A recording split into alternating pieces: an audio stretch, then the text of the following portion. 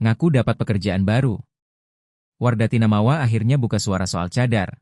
Dikatin jejak Inara.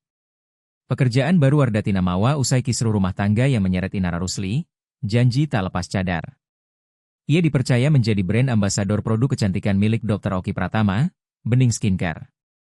Pengumuman tersebut nampak melalui unggahan di akun Instagram Dr. Oki Pratama, Kamis, 4 Desember 2025. Kabar itu sontak mengundang banyak pertanyaan dari warganet, terutama terkait cadar yang selalu ia kenakan. Banyak netizen yang khawatir Mawa akan diminta melepaskan cadarnya demi kebutuhan promosi. Meski menghadapi ujian berupa pengkhianatan, Mawa, begitu sapaan akrabnya menegaskan bahwa satu prinsip yang tak akan ia tinggalkan adalah komitmennya mempertahankan cadar. Hal ini juga jadi perhatian dan dikaitkan dengan Inara karena diketahui Inara Rusli melepas cadarnya pada Mei 2023 dengan alasan darurat untuk bisa bekerja dan menafkahi anak-anaknya setelah masalah rumah tangga dengan Virgon, menegaskan keputusannya karena Allah.